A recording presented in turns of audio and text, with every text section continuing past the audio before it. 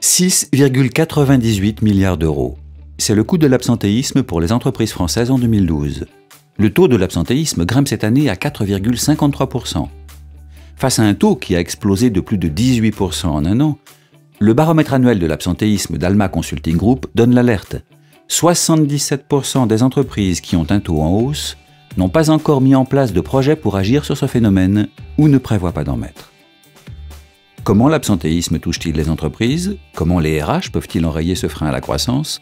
Première réponse dans cet abstract de l'étude. Pour commencer, étudions les principales caractéristiques de l'absentéisme en France en 2012. Avec un taux de 4,53%, soit 16,6 jours d'absence par salarié, l'absentéisme concerne particulièrement les entreprises de plus de 1000 salariés. Le BTP Construction, 2,81%, l'industrie, 3,77% et le commerce, 4,26%, restent les meilleurs élèves.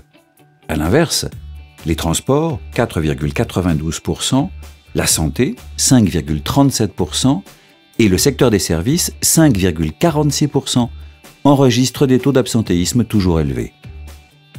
Si les cadres ont été absents en moyenne 8,4 jours en 2012, les ouvriers, pour leur part, ont été absents 15,5 jours. Quels sont les principaux facteurs d'absentéisme?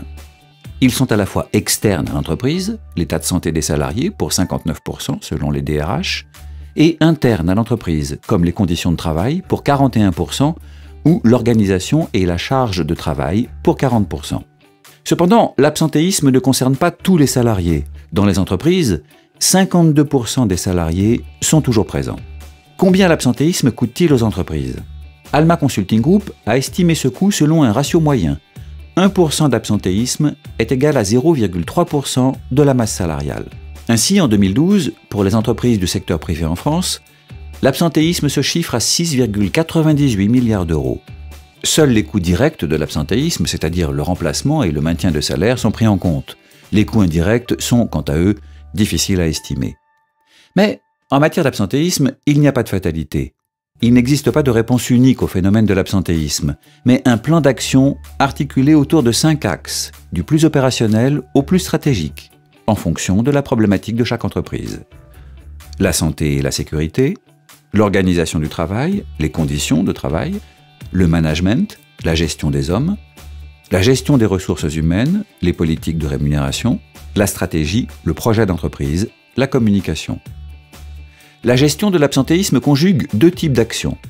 Les actions au quotidien, comme l'enregistrement et le suivi des absences, un processus de gestion de ces absences, des entretiens de retour ou des contre-visites médicales.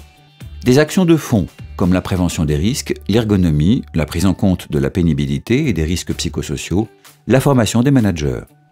Les entreprises qui ont eu des résultats significatifs sont celles qui ont fait de la réduction de l'absentéisme et de l'amélioration de la qualité de vie au travail de véritables axes stratégiques de leur politique sociale.